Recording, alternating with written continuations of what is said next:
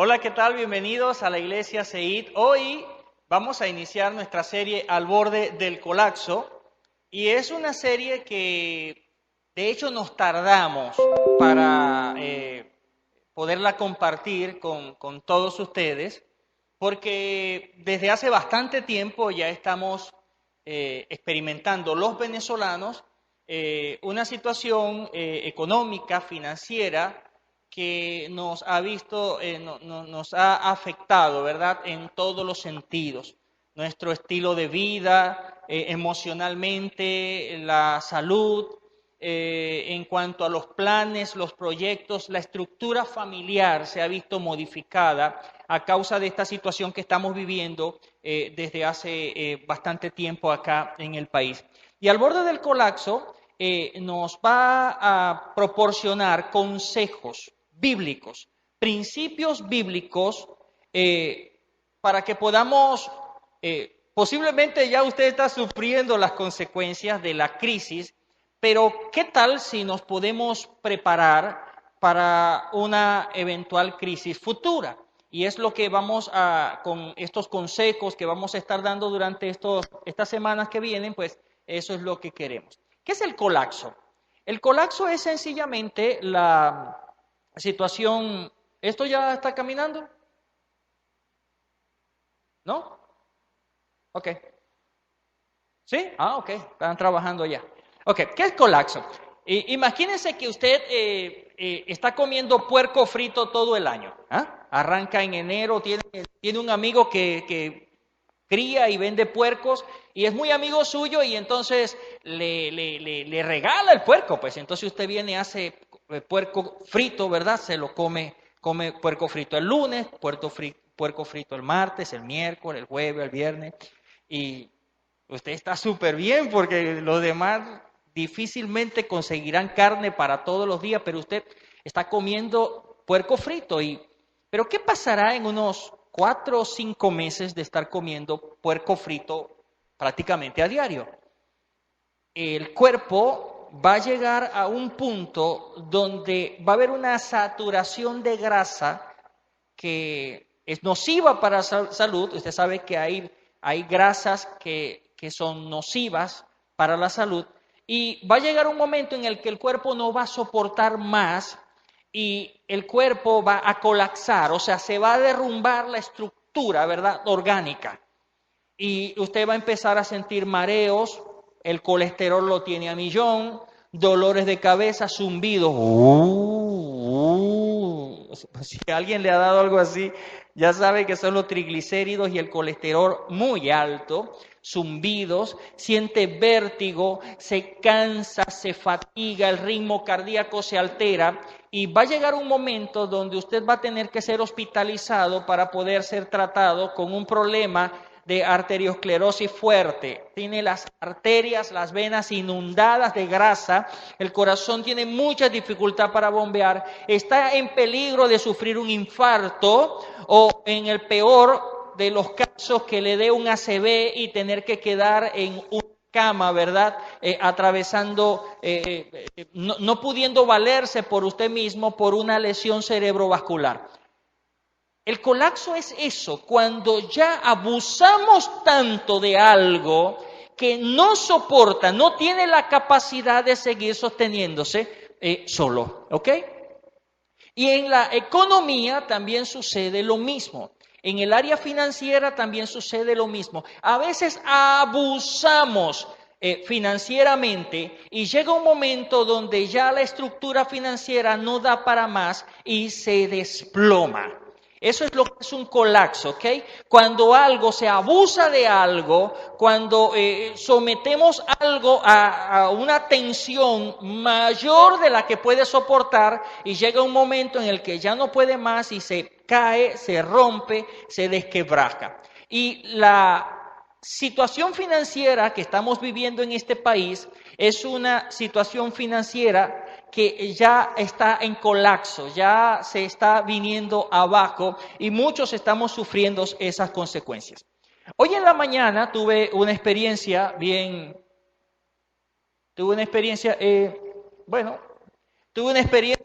fui a comprar pan. fui a la panadería, una panadería que siempre vamos a comprar pan, pero tenía tiempo que no iba. Entonces llego y está cerrada la panadería. Está cerrada la panadería y domingo cerrada, pero hay una señora no muy lejos de la panadería con un poco de pan sobre una mesa. Y identifico que es el pan que a mí me gusta, que venden en esa panadería que hoy está precisamente cerrada. Y la señora hay gente haciendo cola comprándole el pan salado, pan dulce, y entonces yo me acerco y le pregunto, ¿cómo tiene el pan? No, está en tanto, lo tenía 200 bolívares más caro que el precio que me da la panadería cuando está abierta, y entonces, deme uno, señora, y deme otro, y deme salado también, y entonces cuando ya está yéndose la gente, le pregunto, mire, este pan no es el pan de la panadería que venden aquí. Uh-huh. Y usted, sí, yo se los compro. El día anterior compro 40 panes dulces, 40 panes salados y los guardo. Porque el domingo ellos no abren.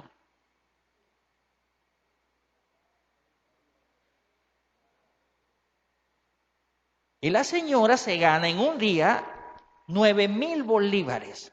Libres le quedan 9,000 bolívares en pan. Y si lo hace por 4 semanas al mes, son 9 por 4 son, ¿cuánto es? 36. Entonces, ¿qué sucede? Que cuando son 37,000 bolívares, ¿correcto? ¿Sí? ¿Correcto? 36,000 bolívares. Cuando usted entonces va sumando esas ventas una detrás de otra, usted dice, wow, esta persona está saliéndole al frente a la situación financiera, económica que está viviendo el país. Vamos a mover por allá porque esto no mueve acá. Ok, ¿será así? Ok. La preparación te aleja a ti y a tu familia de la crisis financiera. ¿Saben? La mayoría de las veces sufrimos situaciones de colapso cuando no tomamos las previsiones del caso, cuando no preveemos las dificultades y no nos percatamos de que hay situaciones que se van a ir presentando en el futuro si nosotros no cambiamos nuestro patrón de comportamiento, si no deponemos alguna actitud de vicio, ¿verdad?, de mal uso de los recursos. Tarde o temprano la situación de colapso se va a presentar en nuestras vidas. Pero si nos preparamos, eso nos aleja a nosotros y aleja a nuestras familias de pasar situaciones financieras terribles. Hay una señora que yo admiro mucho porque ella siempre ha tenido un manejo de sus finanzas muy correcto. Es una mujer muy bien administrada, administra bien sus recursos, hace un presupuesto familiar, lleva cuentas de pormenores de los gastos que hace. Ella tiene un libro de entrada, de salida, tiene muy buena administración. Y es una persona que se ha mantenido viviendo con cierta comodidad, aún a pesar de la situación que estamos viviendo desde hace bastante tiempo acá en el país. Y ella no ha sentido el peso total de la crisis financiera a causa de que ella tuvo preparación, se preparó para esto que había de venir. Saben, nosotros lastimosamente no comenzamos a tomar correcciones hasta que no vienen las crisis. Por ejemplo, les estaba hablando de esta persona que estaba comiendo de manera abusiva y sufrió las consecuencias. Entonces, cuando ya salimos del hospital con un dolor en el pecho, con problemas, entonces que comenzamos a hacer dietica, comenzamos a evitar las grasas, comenzamos a comer a la plancha.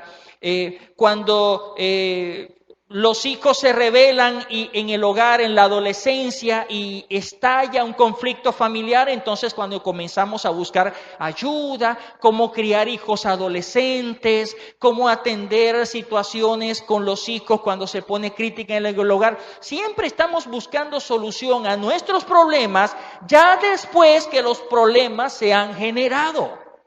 ¿No le parece a usted que si un padre quiere evitar problemas con sus hijos adolescentes, no debe empezar a leer un libro de cómo criar a sus hijos adolescentes o ir a un consejero cuando sus hijos están adolescentes? Tiene que acudir a esos recursos cuando los hijos están pequeños y prever que cuando sean adolescentes ya esa persona va a tener las herramientas para poder atender esa situación en particular que esté viviendo. Vamos a pasarla, por favor, la diapositiva. En Mateo, Jesús, hablándole a la multitud, en este famoso sermón del monte, Jesús les termina el sermón, concluye su sermón hablando acerca de lo dañino que es saber hacer lo correcto y no hacerlo. Lo nocivo que es saber que hay una forma correcta de hacer las cosas y ignorarlo por completo y hacer todo lo contrario. Jesús le dice a las personas: por tanto, todo el que me oye estas palabras y las pone en práctica es como un hombre prudente que construyó su casa sobre la roca. Buenas bases, unas buenas bases donde construir la casa. El que escucha el consejo y lo pone en práctica, dice Jesús, es como un hombre sabio que cavó y consiguió la piedra sólida y sobre esa piedra sólida levantó la casa. Cayeron las lluvias, crecieron los ríos, soplaron los vientos y azotaron aquella casa con todo. La casa no se derrumbó porque estaba cimentada sobre la roca. Hoy alguien que se preparó para cuando viniera la crisis. Este hombre se preparó. Dijo, aquí llueve mucho, de repente se desata un buen aguacero, se desborda el río y si la casa no está bien cimentada, puedo sufrir pérdida. Pero tenemos el caso del otro hombre, ¿verdad? Que dijo Jesús. La siguiente diapositiva dice, pero todo el que me oye estas palabras y no las pone en práctica es como el hombre insensato, que construyó su casa sobre la arena. Cayeron las lluvias, crecieron los ríos, soplaron los vientos, azotaron aquella casa, pero esta casa se derrumbó y grande fue su ruina. Dos tipos de personas. Hay algo que es aquí, es un denominador común en los dos casos. Los dos tuvieron problemas, ¿verdad que sí? A los dos se les inundó la casa, los dos tuvieron una tormenta, los dos se les desbordó el río, los dos el viento sopló duro sobre la casa. Y no es cosa que ignoremos que la crisis financiera que estamos viviendo en este país nos ha pegado a todos. Todos estamos pasando por esta crisis que está viviendo el país. Así que estos dos hombres también pasaron por la misma crisis, pero hubo dos resultados diferentes. El primer hombre se preparó para la crisis y cuando la crisis vino, él pudo mantenerse firme en medio de la crisis. Pudo atravesar la crisis, pudo tener el menor impacto posible sobre su vida, aún en medio de la crisis. Pero el otro, teniendo la misma crisis, cayó en el desastre, colapsó su vida, fue grande su ruina. Entonces, hay personas que hoy, aún a pesar de la situación que estamos viviendo, están atravesando, no ha sido fácil, pero usted los ve, ¿verdad? Que están, no les ha pegado la dieta de Maduro, ¿verdad? Los ve que todavía están haciendo compritas por allí, salieron oportunidades y compré. No es que él no tiene crisis, él tiene crisis igual, pero ¿saben? Se preparó para el tiempo de la crisis. Esa persona pudo cavar, conseguir una piedra sólida donde construir y de tal forma que cuando la crisis lo abordó, pues él sencillamente pudo soportar la crisis. Así que Jesús nos habla de estos dos casos, de estas dos personas que están pasando las mismas circunstancias, pero ellos responden de manera diferente a las circunstancias, porque uno se preparó, pero el otro no se preparó. La palabra insensato aquí es muy significativa. ¿Saben? La Biblia dice que un insensato es alguien que cree que las decisiones que toma no traen consecuencias. Por ejemplo, esto es un veneno, pero yo me lo voy a tomar, a mí no me va a hacer nada. A otros los ha matado, pero a mí no me va a suceder nada, porque yo tengo un estómago muy fuerte, yo como mondongo con caraotas fritas a las 12 de la noche, mira, y no me hace nada, así que este veneno a mí no me va a hacer nada. Y se lo bebe. ¿Cuáles son las consecuencias? Que se muere. Es un insensato. Un insensato es alguien que cree que las decisiones que toma no traen consecuencias. ¿Ve? Él no conecta las decisiones que está tomando con las consecuencias que se van a sufrir posteriormente. No las conecta, no tiene la capacidad de hacerlo. Este hombre es un insensato. Él dijo, no, yo no voy a trabajar tanto. Eso de excavar, de abrir un hueco, eso me va a cansar mucho. Eso da mucho trabajo, así que yo voy a hacer la casa sobre la arena. Es más rápido. Muy inteligente, ¿ve? Es más rápido, trabajo menos, me queda más tiempo para ver televisión, me queda más tiempo para ver la novela, me queda más tiempo para echar una siestecita y construyo allí. El hombre pensó que él no iba a sufrir las consecuencias por su falta de responsabilidad. Eso es la insensatez. ¿Saben? La Biblia nos da mucho que hablar con respecto a las finanzas. Las personas no les gusta que en la iglesia hablemos de dinero, y les voy a ser sincero, a mí particularmente no me gusta tampoco, porque llegué a la iglesia con una formación de que hablar de dinero de la iglesia era como hasta pecado. Pero sabe, la Biblia, uno de los temas de los cuales más habla la Biblia es acerca del dinero. ¿Y por qué Dios se preocupa tanto de hablar de dinero en su libro, en la Biblia? ¿Por qué en las Escrituras se habla tanto acerca del dinero? ¿Sabe por qué? Porque Dios sabe que la gran mayoría de los problemas en los que nosotros nos metemos a causa del dinero. Es por el dinero. Así que Dios compite con el dinero por nuestras vidas. Confiamos en el dinero, ponemos nuestra confianza en el dinero, incluso al punto que dejamos de confiar en Dios por confiar más bien en el dinero. Así que Dios tiene interés en enseñarnos, en ilustrarnos acerca del dinero. Pero decimos, no, mi dinero lo manejo yo. Dios no tiene por qué meterse en mis finanzas, Dios no tiene por qué meterse en mis proyectos financieros. Pero sabe que usted siempre mete a Dios en los proyectos financieros y lo hace siempre. Cuando usted está vendiendo un carro, ¿qué es lo que dice? Diosito, que me llegue un buen comprador y que se venda bien vendido. Usted está metiendo a Dios pero le gusta que Dios intervenga en los asuntos financieros de su vida, pero solo en aquellos donde usted le da permiso, pero en las áreas donde usted no tiene interés, no permite que Dios se meta. Por ejemplo, cuando usted está manejando el dinero, usted no quiere que Dios le diga dónde colocar el dinero. No, un momentico, Dios, este dinero me lo gané yo, el carro era mío, acordate que el carro era mío.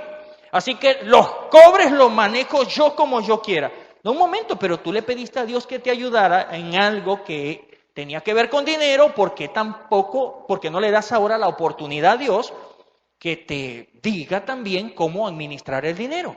Y saben,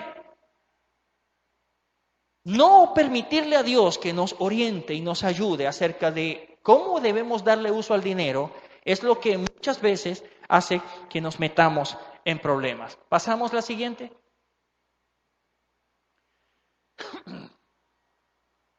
Pablo le escribe a la iglesia de Tesalónica Este problema no es un problema solo de acá, de nuestro país, es un problema y de muchos otros países, es un problema que en tiempos de Pablo también la iglesia tenía que atacar y el mismo Pablo atacó. Dijo, cuando estábamos con ustedes les decíamos que quienes no trabajen tampoco tienen derecho a comer.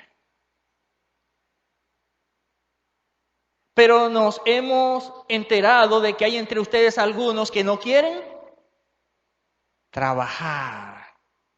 A esas personas les llamamos la atención y les ordenamos que trabajen para que se ganen la vida y que dejen de molestar a los demás. Una vez llegó un agente de la Organización de las Naciones Unidas, la FAO, que se encarga de lo que es el cultivo, la agricultura, ¿verdad?, a nivel mundial, y llegan a Brasil a un poblado que es muy pobre, muy pobre. La gente vivía en un estado de pobreza terrible y entonces envían esta comisión de la FAO para que la FAO haga una investigación a ver qué pasa, por qué no se produce nada en ese lugar, por qué no hay productividad en ese lugar, en la tierra no produce. Entonces llega el ejecutivo de la FAO, un químico que viene a hacerle un estudio a la tierra y consigue a un campesino brasileño, le puse brasileño por no decir venezolano, un campesino brasileño acostado en un chinchorro. Ponía el pie en la pared así, se empujaba y el chinchorro se mecía. Y buenas tardes, dice el Señor. Mire, vengo por aquí a hacer un estudio por qué razón esta tierra no produce. Porque queremos ayudarlos a ustedes a que mejoren su situación económica. Y le dice el hombre, bueno, vaya y haga el estudio. El hombre tomó muestras de tierra de aquí, tierra de allá, la metió en envases y le dijo, gracias amigo, no hay de qué. El hombre se fue, hizo sus estudios y volvió a los 15 días. Amigo, el hombre seguía en el chinchorro. Le dice, amigo, el estudio arrojó que esta tierra es de primera. Lo que usted siembra en esta tierra lo produce, esta tierra es lo mejor que hay para la siembra. Lo que ustedes siembren aquí en esta tierra se va a dar de manera bien, va a haber un proceso de siembra y cosecha espectacular. Y entonces el hombre se quita un trapo que tenía en los ojos así para que no le pegara la luz, se lo quita así, lo mira y le dice, bueno, si uno la siembra así. Él sabía que la tierra era buena, pero no sembraban. ¿Cuántas oportunidades estamos perdiendo de ser productivos y las estamos dejando pasar? Un chico, 4 casas más adelante de donde yo estaba, se puso a vender pastelitos a muy buen precio. Esta mañana estaba así, la casa del muchacho. No tienen una técnica del otro mundo, no es un pastelito con una receta especial o un ingrediente secreto. Es simplemente alguien que en medio de la crisis tuvo una idea y la puso en práctica. Él se levantó temprano y está produciendo y está vendiendo. ¿Cuántas cosas podemos hacer que podemos en medio de la situación que estamos viviendo sacarle provecho? Mira que tengo tiempo que no compro carne. El freezer de la casa está pelado. Llénelo con bolsas de agua y haga hielo en panela. ¿Qué le parece? Y pone, ¿sabe cuánto cuesta una bolsa de hielo? 200 bolívares. Por mi casa la están vendiendo en 200 bolívares. ¿Sí? ¿Qué podemos hacer para salir de esa zona donde nos encontramos improductivos y comenzar a hacer algo productivo? Me encantó algo que un hermano de acá de la iglesia hizo. Me mostró unos bombillos que había reparado. Estaban quemados y los puso a encender. vio un tutorial por internet, aprendió cómo repararlos y de 2 bombillos que estaban malos, sacó un bombillo bueno. Y eso lo consigue usted por internet. Yo me quedé asombrado. Eso sí le quedó bien feo porque lo puso en una botella de refresco y lo pegó. Pero igual alumbra. Puso los 2 bombillos en una botella de plástico, pero los prendía y... ¿Cuánto cuesta un bombillo? Cuesta 3,000 bolívares. Imagínense que usted de repente, tanto joven que le gusta incursionar en el mundo de la internet y la cosa, ¿por qué no invertimos un par de horas a aprender cómo se reparan esos bombillos ahorradores, esos bombillos? Y usted puede montar un negocio de reparar bombillos. ¿Cuántas personas no le llevaría sus bombillos para que usted se los reparara? Montones de personas. A 500 bolívares, reparo bombillos, ahorrador, a 500 bolívares. Te llenarías. Pero ¿qué está pasando? ¿Qué está pasando? ¿Estamos sembrando sobre la arena? ¿Estamos levantando nuestra casa sobre la arena o estamos levantando nuestra casa sobre la roca? ¿Sabe? Levantar la casa sobre la roca implica trabajo. Trabajo. Hacer la casa sobre la arena significa ociosidad. Sí lo hago. Mira, sí lo hago. Dame para mañana, dame chancecito para mañana. Nos quedamos asombrados cuando vimos a un chico un joven que conocemos y hoy tiene un negocio próspero, repara teléfonos celulares. Y nos quedamos asombrados. ¡Wow! Sí, este es mi local. Y la gente haciendo cola para reparar los teléfonos. ¡Wow! Pero es que estamos en una crisis. Sí, pero yo bien y estoy ganando mucho dinero. Un jovencito con una empresa, un local en el centro de Ojeda, con mucha clientela llegando a reparar sus teléfonos. ¿Saben que Venezuela es el país del mundo? Escúchelo. Que tiene más teléfonos celulares proporcional a la cantidad de habitantes. Hay 32 millones de líneas telefónicas en Venezuela. ¿Cuántos habitantes somos? No llegamos a 30. Y hay 32 millones de líneas telefónicas. O sea, hay 32 millones de teléfonos. Y un 70% de esos teléfonos son teléfonos inteligentes. ¡Wow! Ahí hay mucho teléfono que reparar. Ahí hay mucho teléfono que revisarle, que cambiarle el pin de carga, que poner el botoncito que se le soltó, que se desconfiguró el software. ¿Cuántos jóvenes aquí podrían en internet hacer un curso de reparar teléfonos? ¿Hay o no hay en internet cursos completos para reparar teléfonos? Por favor, díganme que estoy mintiendo. Tutoriales. ¿Pero para qué usamos el internet todo el día? Yo estoy aquí, ¿tú estás allá? Sí, yo estoy aquí también. Ay, y ese ganchito te queda pavo. Chamo, ese ejercicio que hiciste te desarrolló el cuádriceps, te lo veo bien desarrollado. Por favor, vamos a utilizar una herramienta como esa para formarnos.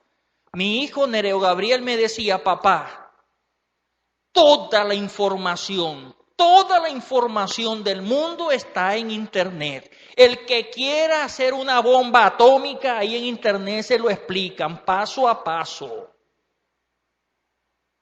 El que quiera reparar un televisor, se lo explican paso a paso. Tutoriales, pero hay que cavar para conseguir la roca. Ay, no, pero es que eso es mucho tiempo viendo video. Pero hay que cavar para conseguir la roca. Hay que cavar para conseguir la roca, es un esfuerzo, pero ¿qué va a pasar cuando consigas la roca? Vas allí a levantar tu casa y cuando vengan las dificultades que nos van a venir a todos iguales, tu casa se va a mantener. La siguiente, por favor. Quien antes era ladrón, Pablo le está hablando a la iglesia y evidentemente a la iglesia llega cualquier cantidad de personas que tenían cualquier tipo de estilo de vida allá afuera. Y Pablo en este caso le habla a aquellos que tenían las malas mañas de robar, que eran ladrones, ¿verdad? Que ahora ya no eran ladrones. que se habían restaurado, que tenían una visión diferente de la vida, le dice, a los que eran ladrones, ya no roben más, eso se acabó. Ahora trabajen bien, con sus propias manos, trabajo. Así tendrán dinero para ayudar a las personas necesitadas. Miren, no solamente para satisfacer sus propias necesidades, sino para satisfacer también las necesidades de otras personas. Qué bonito cuando usted puede ayudar a otra persona, porque usted tiene recursos, dinero suficiente para hacerlo.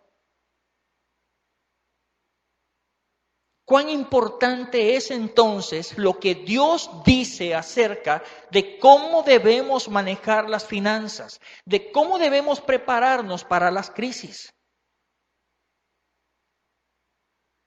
La siguiente cita, por favor.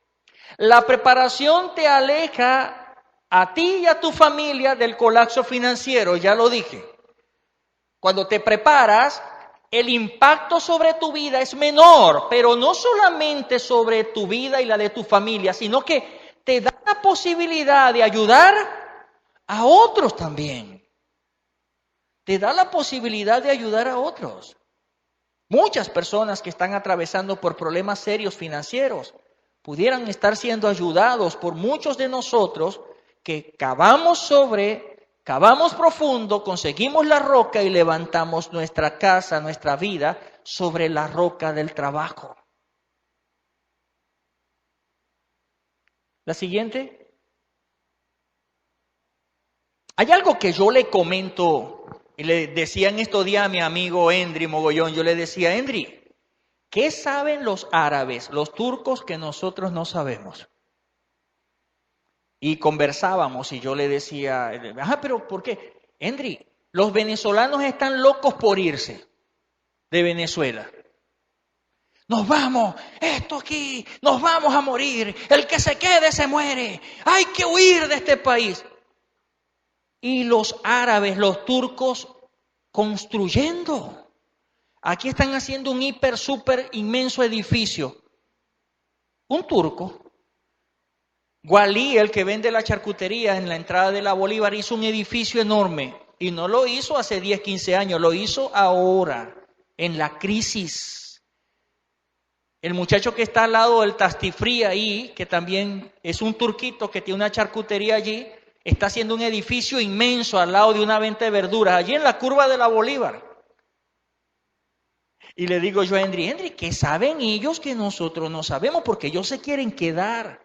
Nosotros nos queremos ir, pero ellos se quieren quedar. ¿Saben qué? Ellos están descubriendo que en medio de la crisis que estamos viviendo, se está presentando una gran oportunidad para hacer dinero. Eso es lo que ellos ven, que nosotros estamos ciegos y no vemos. Y la respuesta está en la Biblia también. Dice, pero, atrás, dice, atrás, la anterior, por favor. La anterior, dámele para atrás. Atrás. La que estaba antes, pues. Ok. Pero debes saber que si no obedeces al Señor tu Dios, la desobediencia a los consejos bíblicos en cuanto al manejo del dinero, nos advierte Moisés, ni cumples fielmente todos los mandamientos y preceptos que el Señor hoy te ordena, vendrán sobre ti y te alcanzarán todas estas maldiciones. O sea, la desobediencia a la palabra de Dios va a traer como consecuencia que va a venir consecuencias, perdonen la redundancia, sobre nuestras vidas. Van a haber situaciones difíciles en nuestras vidas. Y entonces allí, en el versículo 16, comienza a hablar de todas las maldiciones. La enfermedad te tocará, empobrecerás, tendrás enemigos y otra serie de cosas terribles. La desobediencia, no acudir, no tomar en cuenta el consejo bíblico para cómo debemos vivir la vida, trae consecuencias devastadoras. Y termina diciendo, ahora sí la que viene, lo que nos está pasando aquí en este país. Los extranjeros que vivan en tu país se harán cada vez más, ¿qué? Más ricos, pregunto. ¿Eso no es lo que pasa aquí? Usted ve llegar al turquito en una bicicletica. Wiki, wiki, wiki, wiki, wiki, wiki, wiki. Le feo, paisana, le feo. No, déjalo así, tranquila, paga después. Cheque. 6 meses después, paisana, vengo a cobrar. Ya no es una bicicleta, es un camionetón. Después monta un almacén. Antes los turcos nada más que vendían era telas y electrodomésticos. Ahora tienen panaderías. La mayoría de las panaderías de Ojeda son de extranjeros. Ahora tienen ferreterías. La mayoría de las ferreterías de Ciudad Ojeda son de extranjeros. Ahora tienen ventas de comidas. Se están apoderando de todos. Ellos se quieren quedar y nosotros irnos. ¿Por qué? Si este es tu país. Si las oportunidades que él tiene son las mismas que tú puedes tener. Pero ¿saben qué? Ellos sustentan su vida en el trabajo duro. Y discúlpeme si hay aquí algún sirio o libanés, pero ellos, Dios guarde, se les muere su mamá y la velan en el negocio. Ay, mamadita, ¿cuántos clavos quiere, primo? Y le están vendiendo y la tienen ahí en la ferretería. No cierran. Estoy exagerando un poquito, pero lo que les quiero decir es que para ellos no hay día de fiesta, de descanso, que hoy es domingo. Para ellos todos los días son de trabajo.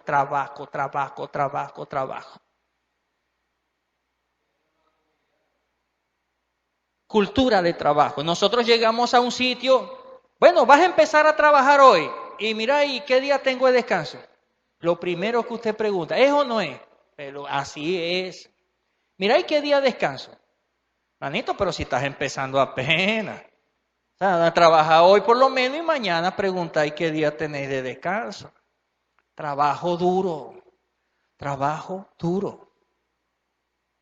Ellos se enriquecerán y dicen que nos tendremos que pedirle prestado a ellos.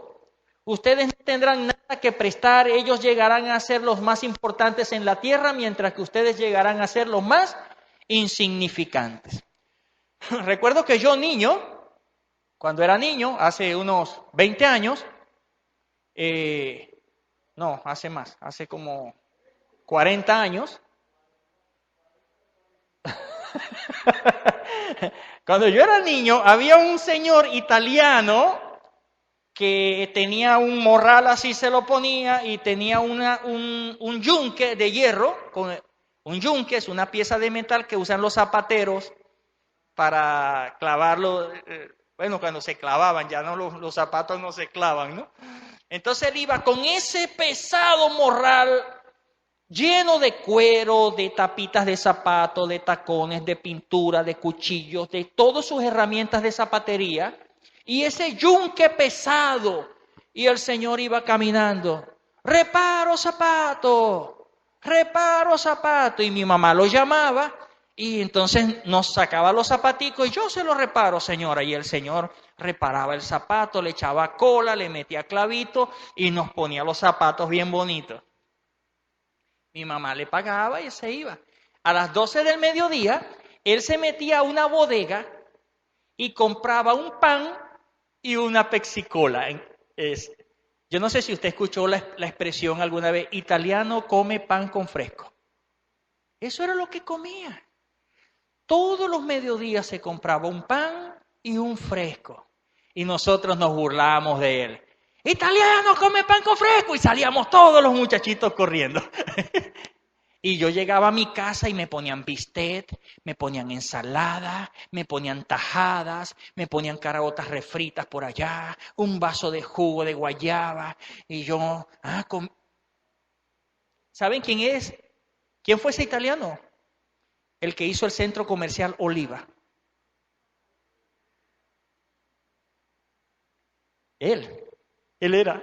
cuando lo veo el dueño del centro comercial, dueño de Premezclado, una empresa que se encargaba de mover concreto, y lo hizo todo arreglando zapatos.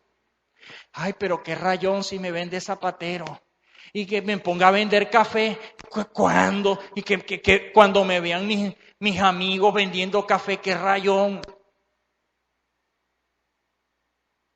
¿Cuál es el problema? Si dentro de un tiempo tú podrás disfrutar del fruto de tu trabajo.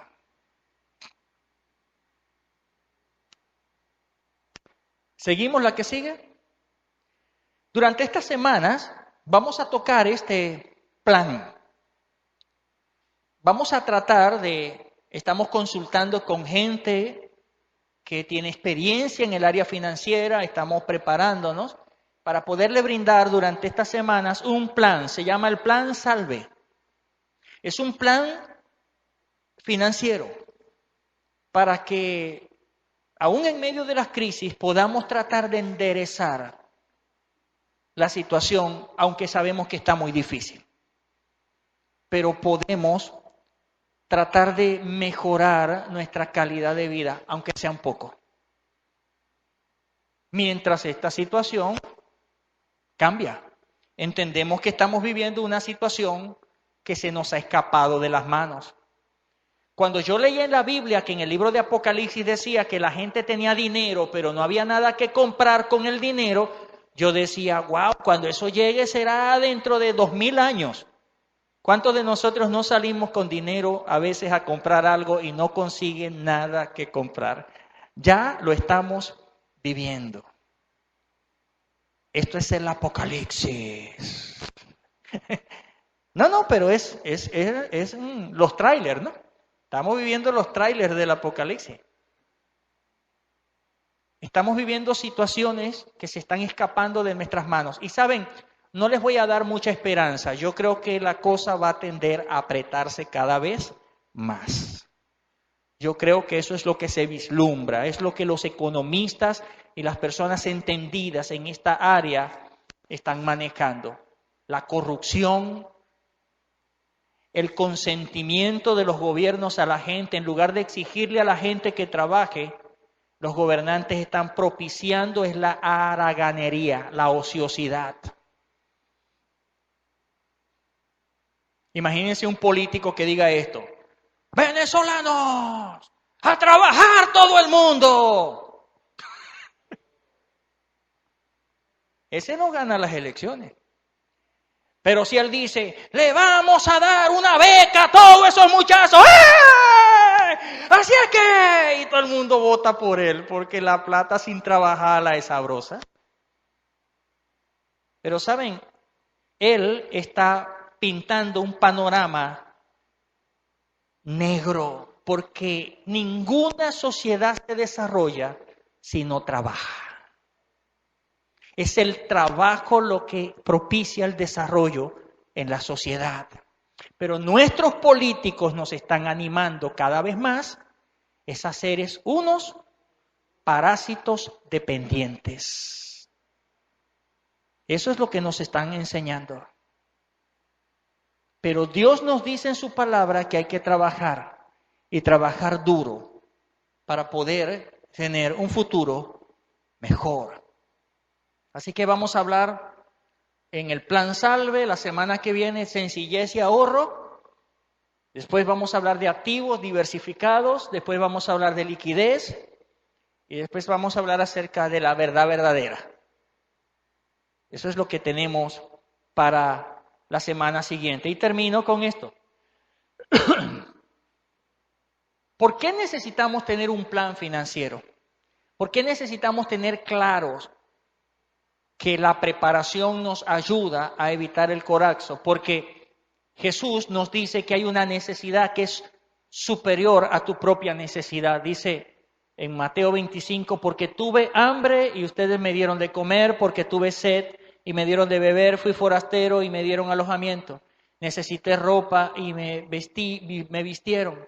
Y estuve enfermo y me atendieron. Y estuve en la cárcel y me visitaron. ¿Saben qué es bonito? Tener la capacidad de poder ayudar a otro en medio de su necesidad. El que robaba no robe más, trabaje para que ayude a otros. Jesús vino para servir y no hay nada que produzca mayor gratificación en nosotros que saber que somos útiles cuando otros están pasando necesidad. ¿Sabe qué gozo da cuando usted puede compartir pan con el que está hambriento, apoyar al que está enfermo y darle palabra de aliento al que está desconsolado? Jesús nos dio ejemplo de que el servicio es el camino. Hay un letrero que hay en la bomba central de Las Morochas que yo creo que no hay nadie en Ciudad Ojeda que no lo haya leído. El que no vive para servir, no sirve para vivir. Así que les dejo esta reflexión y váyanse pensando en esto. La siguiente diapositiva dice, reflexione. ¿Usted ha sido prudente o ha sido un insensato? Sus finanzas, ¿cavó hondo y construyó sobre la roca sus finanzas o usted construyó sobre la tierra por encimita? La situación que estemos viviendo hoy va a hablar por nosotros. Va a hablar por nosotros. Dios nos ha dado muchas oportunidades de progresar y echar adelante, pero nosotros hemos preferido el camino fácil. Y el camino fácil trae ruina. El viento sopló, la lluvia cayó, el río se desbordó y la casa se cayó y fue grande su ruina. ¿Qué le parece si nos ponemos de pie y oramos? Señor, te doy gracias por tu palabra, Señor, que es luz para nuestras vidas. Señor, te queremos pedir perdón, porque muchas veces hemos hecho un mal uso del dinero, Señor. Tú nos has bendecido con recursos económicos, Señor. Y muchas veces los hemos despilfarrado, los hemos botado, Señor, el dinero. Y hoy, cuando hay escasez, todo ese dinero que despilfarramos y que botamos, hoy nos hace falta, Señor. Te pedimos perdón. Ayúdanos, Señor, a ser prudentes, a ser sabios como aquel hombre que cavó hondo y construyó su casa sobre la roca. Gracias, Señor, porque tú eres un Dios de oportunidades y yo sé que nos vas a dar una nueva oportunidad, Señor. Te alabo y te bendigo, Padre, en el nombre de Jesús. Amén y amén. Gracias por haber venido. Dios les bendiga. Nos vemos el próximo domingo. ¿Qué le parece?